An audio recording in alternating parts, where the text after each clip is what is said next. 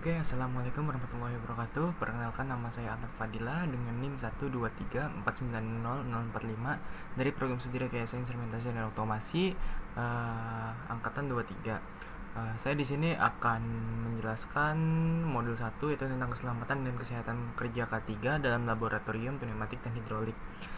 Mungkin yang pertama-tama, sebelum saya masuk ke situ, pneumatik dan hidrolik ini merupakan mata kuliah yang saya ambil pada semester 5 ini, yang dimana itu kita ngebahas masalah pneumatik dan juga hidrolik. Salah satu perbedaan antara pneumatik dan hidrolik ini udah pasti ada ya guys ya. Pneumatik ini salah satunya adalah pegas, kalau misalnya hidrolik ini merupakan suatu angkatan seperti itu gitu. Kemudian di sini saya akan membahas tentang keselamatan dan kesehatan kerja K3 di dalam laboratorium pneumatik dan hidrolik, teman-teman. Oke, mungkin saya bisa lanjut untuk pembahasan selanjutnya. Yang pertama, di sini ada pertanyaan-pertanyaan, teman-teman. Yang salah satunya itu adalah apa yang terjadi kalau silinder pneumatik tiba-tiba bergerak saat tangan kita masih di jalurnya. Sudah pasti kalau misalnya kita sedang praktikum dengan ada hal-hal yang keadaan bocor seperti ini gitu, itu sangat berbahaya ya rekan-rekannya, udah pasti berbahaya. Apalagi silinder pneumatik bisa bergerak sangat cepat dan kuat, teman-teman, dan juga tergantung tekanan udara yang diameter silinder itu ya.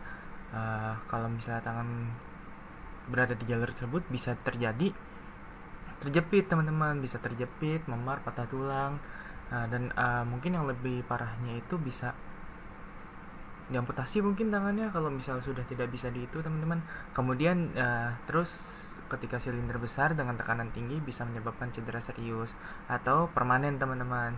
Jadi intinya berbahaya ya, dan juga harus dihindari dengan sistem kayak sistem interlock dan juga sensor keamanan gitu, teman-teman. Terus kemudian itu yang kedua, itu lebih berbahaya mana sih, udara bertekanan yang bocor atau tegangan listrik PLC yang terbuka? Jawabannya adalah berbahaya dalam keduanya tuh berbahaya dalam konteks berbeda, teman-teman. Terus tapi jika harus dibandingkan, tegangan listrik PLC terbuka biasanya itu PLC terbuka itu biasanya itu 24 volt per DC, relatif tidak terlalu berbahaya dibandingkan dengan listrik AC 220 volt atau lebih. Terus jika udara bertekanan tinggi yang bocor bisa menjadi berbahaya jika menyembur kuat dan mengenai mata atau kulit, teman-teman. Itu sangat bahaya banget. Jadi kalau misalnya udara itu bocor dan juga menyembur mata atau kulit, itu bisa menyebabkan luka, teman-teman. Bisa luka ringan dan mungkin bisa jadi luka serius kalau misalnya tekanannya itu tinggi. Terus kemudian itu adalah membuat part terlepas dari berterbangan proyektif dan juga mengganggu alat sensitif gitu, teman-teman.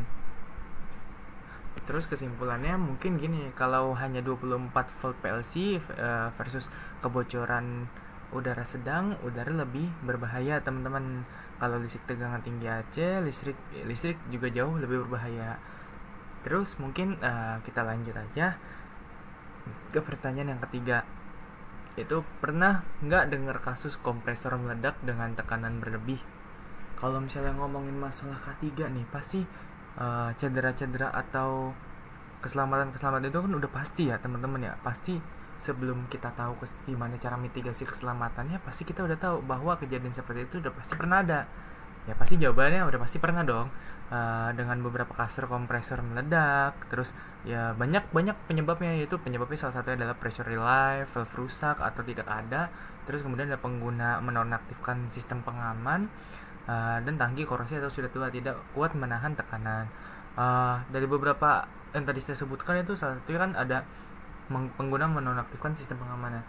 Sebenarnya dalam K3 itu sistem keamanan itu sungguh perlu, apalagi ada sensor keamanannya. Salah satunya dengan kejadian hal-hal yang tak terduga itu kan bisa sering terjadi gitu ya, teman-teman. Kalau misalnya kita sedang praktikum atau di lab pneumatik dan hidrolik, itu kan pasti udah sering lah gitu dengar dengan adanya kecelakaan K3 gitu. Jadi penggunaan sistem pengamanan ini sungguh perlu. Jadi jangan sampai kalau misalnya kita bikin sebuah sistem pneumatik atau hidrolik terus tidak ada sistem pengamanan, yang tepat itu saya rasa janganlah, karena itu bisa membahayakan kita juga gitu, membahayakan penggunanya, membahayakan orang yang sekitar gitu teman-teman. Terus akibatnya dari ketiga tadi itu bisa ledakan, bisa menyebabkan kerusakan alat, luka serius, dan bahkan bisa kematian. Kalau misalnya dengar kata kematian pasti udah serem banget ya teman-teman ya. Dengan ada kata kematian, apalagi bisa merusak alat dengan biaya perawatan yang tinggi mungkin. Terus dan juga ada luka serius. Kalau luka serius mah ya sudah pasti luka ringan aja kita nggak mau, apalagi luka serius.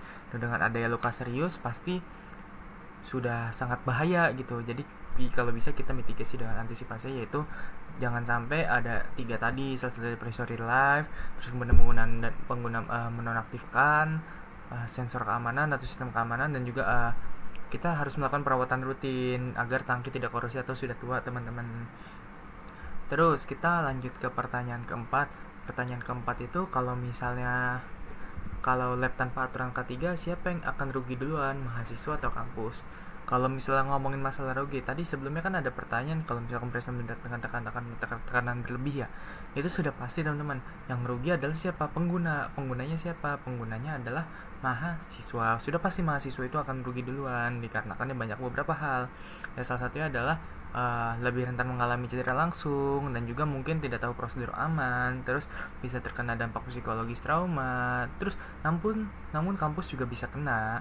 Cuman kalau misalnya ngomongin masalah terkena duluan siapa, udah pasti yang rugi duluan siapa itu adalah mahasiswa, karena kampus cuma mewadahi, bukan sekedar kampus juga ikut rugi gitu. Cuma yang rugi duluan adalah mahasiswa. Mungkin bisa jadi kematian salah satu dari kompresor meledak tadi, tidak ada ini, itu kan bisa luka serius ataupun kematian gitu teman-teman.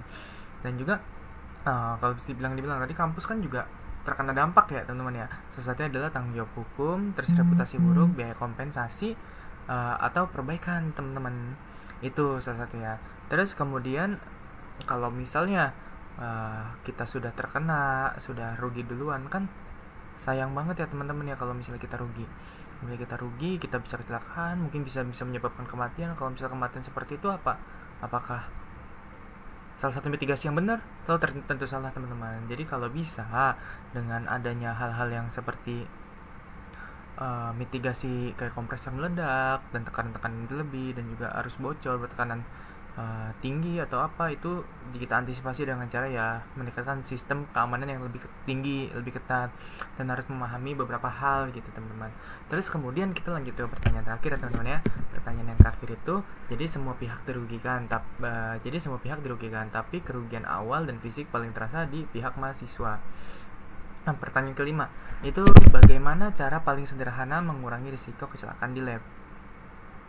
Kira-kira kalau misalnya ngomongin masalah mengurangi risiko kecelakaan, sudah pasti teman-teman kita ngebahas SOP dan juga ada namanya K3 keselamatan. Jadi sebelum kita masuk ini, kita ini masih modul 1 yaitu kita ngebahas K3 keselamatan di lab pneumatik dan hidrolik. Itu sudah pasti dengan namanya briefing keselamatan. K3 itu sangat perlu di lab gitu teman-teman. Jadi apa sih cara paling sederhana dan juga efektif untuk dalam mengurangi risiko kecelakaan di lab? Itu mungkin salah satunya adalah memahami SOP di dalam lab dan juga briefing keselamatan sebelum praktik. Itu salah satu hal yang paling penting teman-teman. Kenapa kita harus briefing keselamatan? Jadi sebelum kita masuk, mungkin kalau misalnya orang tidak tahu, mungkin masuk saja dia tidak memahami apa keselamatannya, mungkin dari teman-teman bisa terjadi kecelakaan serius. Salah satunya adalah mungkin tidak memahami cara penggunaan kompresor yang baik. Itu nanti tekanannya berlebih. Kalau misalnya sudah berlebih, siapa yang dirugikan? Sudah pasti mahasiswa, dan kampus pun juga dirugikan gitu teman-teman. Jadi briefing keselamatan ini sangat perlu sebelum kita praktik ataupun kita sebelum masuk ke lab gitu rekan-rekan. Jadi sebelum kalian teman-teman kalau misalnya ada praktikum atau ke lab gitu, itu harus memahami dan tentang keselamatan K3 dulu ya teman-teman ya. Jadi terus selanjutnya adalah gunakan APD, alat pelindung diri. Seperti apa teman-teman? Seperti sarung tangan, kacamata, dan sebagainya teman-teman. Kalau misalnya kita ngomongin alat pelindung diri mungkin sudah tidak rancu ya teman-teman ya didengar. Salah satunya adalah tentang APD pada saat zaman COVID-19 sebenarnya itu salah satu hal mitigasi yang paling sederhana kalau misalnya di lab pneumatik dan hidrolik. Yaitu salah satunya adalah bisa mengamani diri dan juga bisa mengantisipasi bila ada kompresor meledak, kita bisa lebih aman gitu teman-teman. Jadi kemungkinan untuk meninggal dunia atau kemungkinan untuk luka serius atau luka ringan, luka sedang itu sangat kecil teman-teman. Terus kemudian itu ada namanya matikan sumber daya arus saat tidak digunakan. Jadi sumber daya arus itu bisa dijelaskan seperti power supply-nya. Jadi kalau misalnya kita sudah menggunakan, jangan sampai kita lupa untuk mematikan hal-hal yang berisiko tinggi. Salah satunya adalah power supply atau daya yang masuk teman-teman. Kalau misalnya kita lupa nih sedikit pun tentang daya yang masuk itu berapa, itu berapa, itu berapa. Kalau misalnya lupa itu bisa bahaya banget teman-teman. Kenapa bisa dibilang bahaya? Karena yang pertama gini teman-teman. Kalau misalnya kita berbicara secara jelas gitu, misalnya colokan di rumah itu kita colok tapi kita tinggalin, tapi kita tidak matikan lagi. Kalau misalnya kita udah keluar, apa bahayanya teman-teman? Itu bisa terjadi kebakaran. Kalau misalnya kita sudah terbakar gitu, siapa yang menyesal, siapa yang dirugikan? Adalah kita sendiri teman-teman. Kita yang kena sanksi, kita yang kena ini, kemungkinan bisa jadi DO. Itu salah satunya, itu teledor bisa menghancurkan dirimu sendiri gitu teman-teman. Terus kemudian adalah jangan bekerja sendirian. Jadi sistem masih dari pneumatik dan hidrolik itu adalah sistem yang gimana cara kita bisa buat bekerja sama dengan cara ada bagian-bagian tersendiri, dengan cara yang memahami tentang dalamnya, luarannya, atau sistemnya. Itu kita pelajarin teman-teman. Jadi kalau misalnya bekerja secara bersama-sama itu lebih memitigasi atau lebih ke yang bisa kita antisipasi lah teman-teman bila terjadi kecelakaan. Misalnya lupa mematikan daya, itu bisa dilakukan dengan cara kerja bersama-sama gitu teman-teman. Terus kemudian yang terakhir itu adalah pelatihan dasar ketiga untuk semua pengguna lab. Nah, saya ini sebenarnya juga mahasiswa dengan cara pelatihan dasar ketiga itu sangat diperlukan. Salah satu kita ini menjelaskan tentang apa bahayanya dan juga bagaimana cara antisipasinya, dan juga pelatihan dasar ketiga keselamatan dan lain-lain gitu teman-teman. Jadi kalau misalnya ngomongin pelatihan dasar itu kita juga harus gitu sebelum kita masuki lab. Jadi kemungkinan kalau misalnya di minggu depan kita ada masuk ke lab, itu kita bisa paham apa sih ininya, apa sih ini. Jadi kita tidak semena-mena untuk datang untuk ini, untuk itu. Tidak teman-teman, kita bisa paham gitu cara penggunaannya gimana gitu teman-teman. Kemungkinan besar ada satu quotes yang dimana itu mungkin bisa terdengar lah teman-teman dengan cara gimana pun gitu. Sesuatu adalah langkah kecil ini bisa mencegah kecelakaan yang besar. Makna dari quotes ini mungkin itu sangat tinggi. Gimana caranya kita tuh bisa langkah kecil dari tadi yang saya sebutkan, yang saya jelaskan, itu merupakan salah satu langkah yang dimana kita bisa mencegah terjadi kecelakaan besar yang bisa merenggut semua nyawa, yang bisa merenggut semua kebahagiaan. Itu semua langkah kecil yang bisa buat kita bahagia gitu teman-teman. Terus kemudian kita lanjut aja slide-nya. Oke, selanjutnya adalah latar belakang. Latar belakang ini merupakan gimana cara awalan kita sebagai mahasiswa TKS Instrumentasi dan Otomasi sebelum kita masuk ke laboratorium Rekinsa. Kemudian di sini adalah yang bahasan pertama adalah laboratorium Rekinsa berisi alat listrik dan mekanik, semua punya potensi bahaya. Benar teman-teman. Jadi semua yang ada di laboratorium Rekinsa itu memiliki alat listrik dan mekanik yang semuanya itu punya potensi bahaya.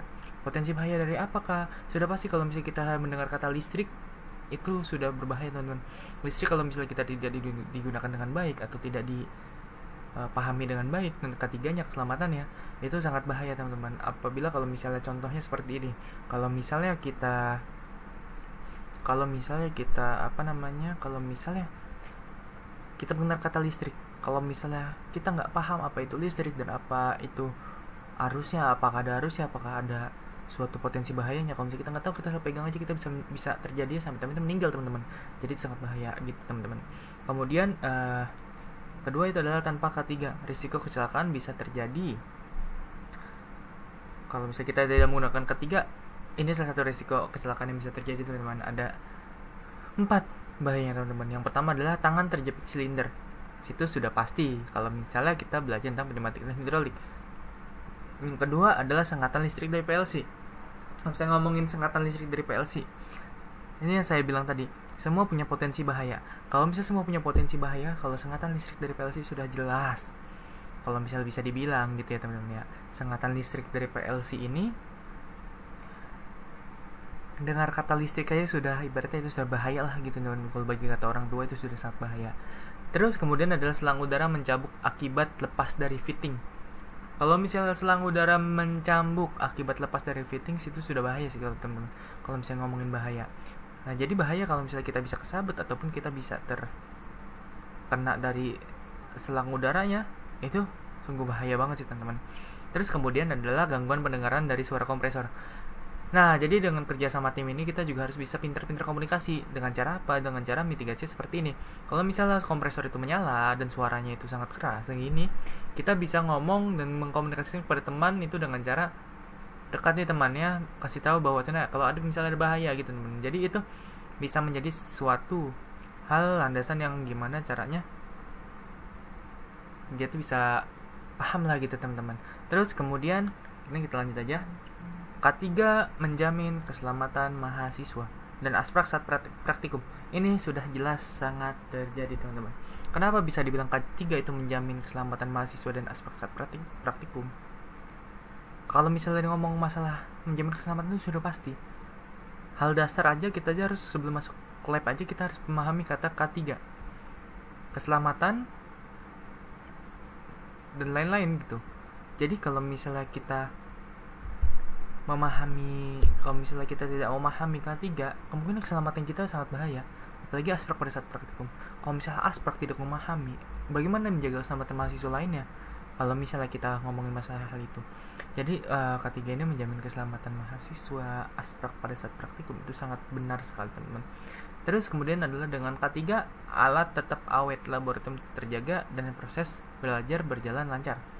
Benar. Dengan K3, alat tetap awet, laboratorium terjaga, dan proses belajar berjalan dengan lancar. Kalau misalnya kita ngomongin K3, baik lagi keselamatan.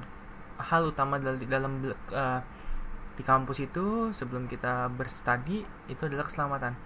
Kita sudah pasti kalau misalnya keselamatan kita sudah terjaga, udah pasti kita proses belajarnya tetap lancar gitu dan sesuai gitu. Dan apa yang kita dapat tuh bisa aman gitu. Gitu teman-teman. Kemudian kita lanjut di sini. Tujuan dan penerapan K3. Apa sih tujuan dari penerapan K3 ini? Oke, yang pertama kita bahas adalah melindungi keselamatan mahasiswa dan pengguna lab dari kecelakaan kerja. Itu sudah jelas. Yang kedua, yaitu adalah mencegah kerusakan alat. Apa alatnya? Silinder, PLC, kompresor, selang, katup. Itu sudah jelas kalau misalnya ngomong masalah itu. Tadi daripada masalah-masalah tadi terjepit silinder, tersengat listrik, PLC, kompresor meledak, selang yang terbuka dari fittingnya, terus katup yang terbuka, itu kan sangat bahaya gitu teman-teman. Dan juga kalau misalnya kita kebuka atau gimana, itu kita bisa memahami, jadi kita bisa mencegah kerusakannya teman-teman. Kalau misalnya ada hal seperti itu, kita bisa langsung matikan power supply dan kita bisa membenarkan itu gitu teman. Kemudian adalah menumbuhkan disiplin dan budaya kerja aman sejak di bangku kuliah. Jadi sebelum kita ngomongin masalah kerja gitu, kita pasti di kuliah itu memahami apa itu tentang K3 dan keselamatan lain, yaitu apa tujuannya, itu sudah jelas. Jadi pas kita kuliah kita bisa paham dan pas kerja gitu kita juga sudah aman gitu, sudah paham apa itu K3 gitu teman-teman. Kemudian yang keempat adalah memastikan kelancaran proses praktikum tanpa gangguan karena insiden. Itu sudah jelas, benar dong pastinya. Kalau misalnya kita K3 itu kita tidak terapin, sudah pasti banyak gangguan dan juga banyak kecelakaan yang terjadi yang bisa menyebabkan kematian, bisa menyebabkan luka serius, bisa membahayakan rekan-rekan lainnya. Kan sudah bahaya gitu teman-teman. Terus kemudian adalah yang poin kelima adalah meningkatkan efisiensi belajar atau mahasiswa fokus ke materi bukan khawatir bahaya. Kalau ngomongin masalah hal ini, itu sudah pasti. Kenapa saya bilang sudah pasti? Dengan cara kita paham dengan K3, kita bisa tahu mitigasinya itu gimana.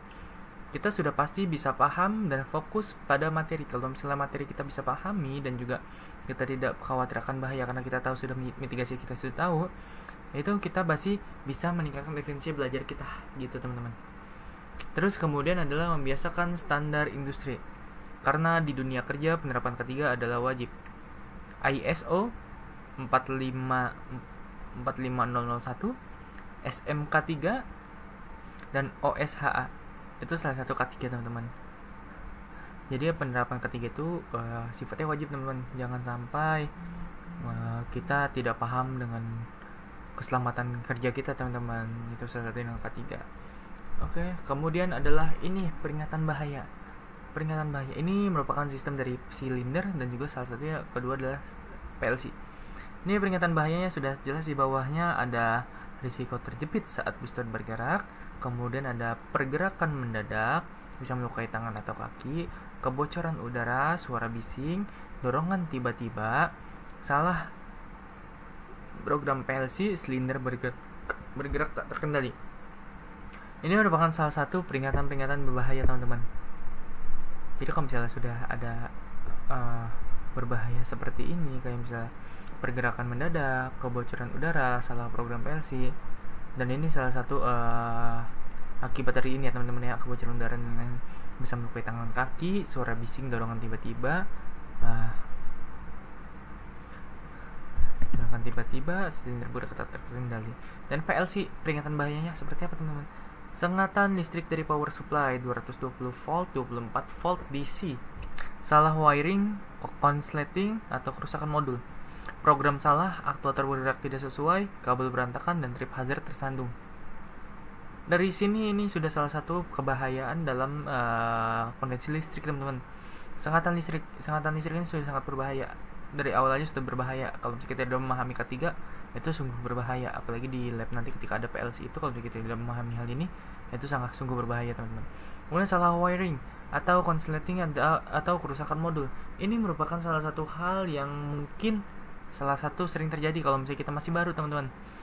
Kerusakan modul atau salah wiring itu merupakan salah satu permasalahan yang mungkin sering terjadi gitu teman-teman kalau misalnya kita baru gitu.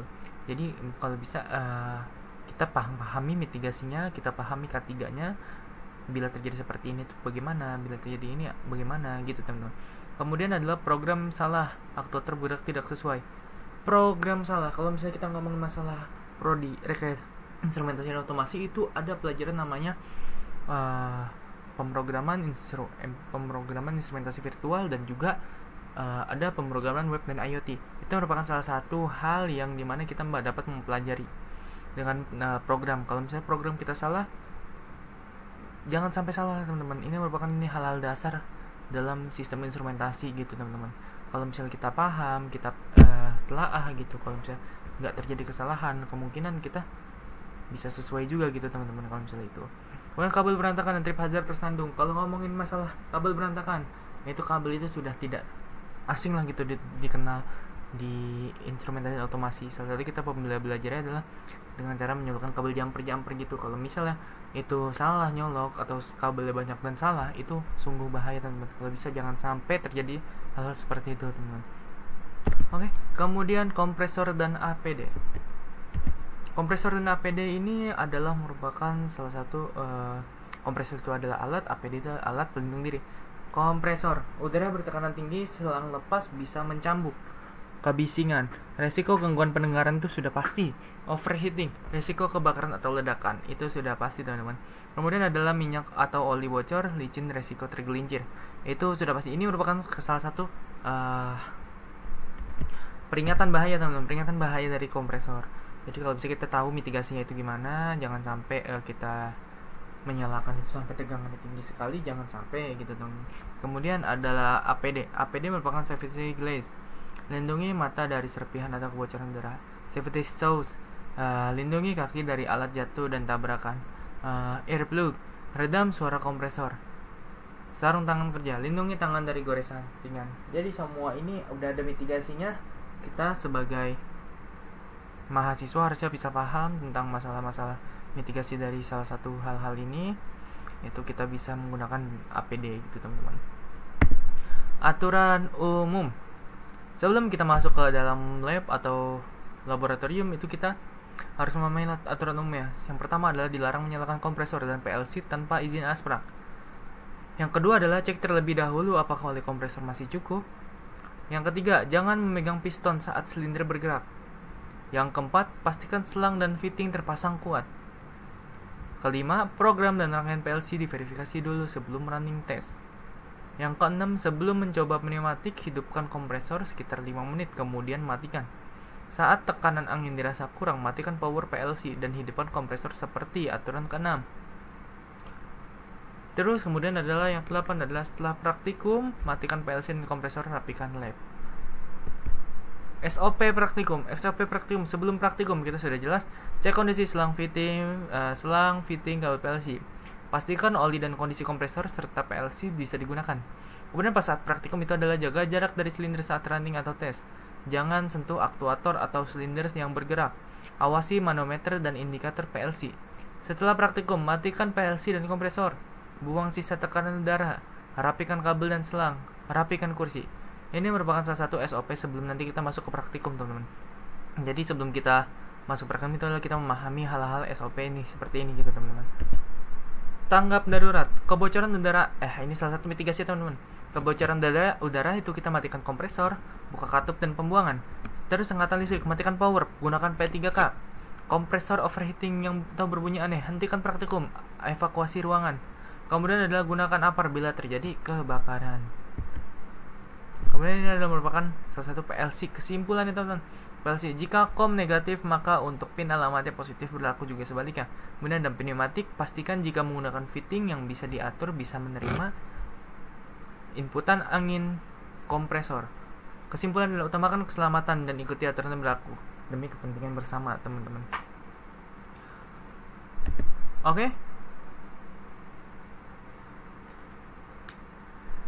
Oke, mungkin itu aja dari saya, dari penjelasan saya, dari tugas saya, dan juga ini merupakan salah satu pencegahan gimana terjadinya kecelakaan besar. Mungkin penjelasan saya kurang lebih seperti itu, langkah kecil yang bisa mencegah terjadinya kecelakaan besar.